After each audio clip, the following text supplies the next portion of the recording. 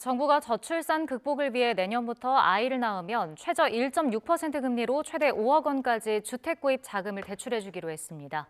다음 달 말부터 신청을 받을 예정인데요. 취재기자 연결해서 자세히 알아보겠습니다. 윤혜리 기자.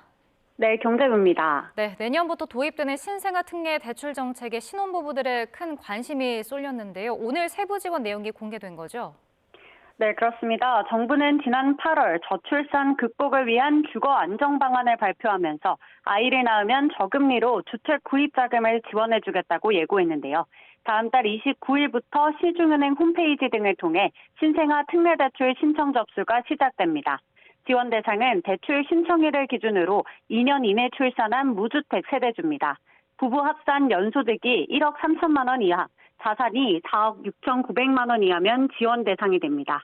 전용 면적 85제곱미터 이하, 9억 원 이하 집을 살 때 최대 5억 원까지 대출을 받을 수 있는 건데요.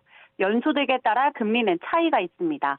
부부 합산 연소득이 8,500만 원 이하면 1.6%에서 2.7% 금리를, 8,500만 원을 넘으면 2.7%에서 3.3% 금리를 적용받습니다.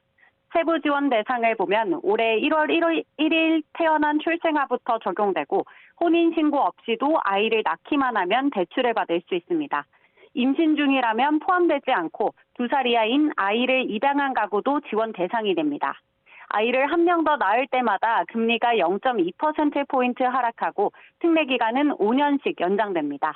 두 자녀라면 최저 1.4% 금리로 10년 동안, 세 자녀 이상이라면 최저 1.2% 금리로 15년 동안 신생아 특례 대출을 적용받을 수 있는 겁니다. 네, 이 전세 자금을 대출받을 때도 적용이 된다고요? 네, 그렇습니다. 당장 집을 사기 어려운 출산 가구를 위해서 전세자금 대출도 지원하는데요. 전세 보증금이 5억 원 이하인 주택에 대해서 보증금의 80% 이내 최대 3억 원까지 저금리로 대출을 받을 수 있습니다. 부부 합산 연소득이 7,500만 원 이하면 1.1%에서 2.3% 금리가, 7,500만 원 초과면 1억 3천만 원 이하면 2.3%에서 3% 금리가 적용됩니다. 처음 전세 계약 2년을 포함해 최대 5회까지 연장할 수 있어서 최장 12년까지 지원을 받을 수 있습니다.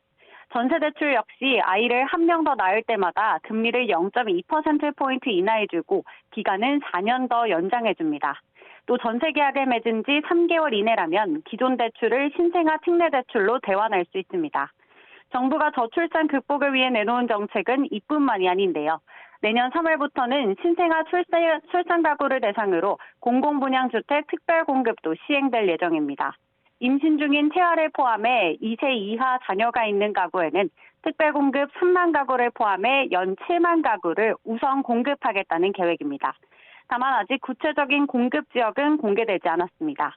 올해 합계 출산율은 0.72명, 내년에는 이보다 줄어든 0.68명으로 전망되는데요. 정부의 저출산 극복 대책이 출산율을 끌어올리고 무주택 출산 가구에 내 집 마련 기회를 줄 수 있을지 관심입니다. 지금까지 경제부에서 전해드렸습니다.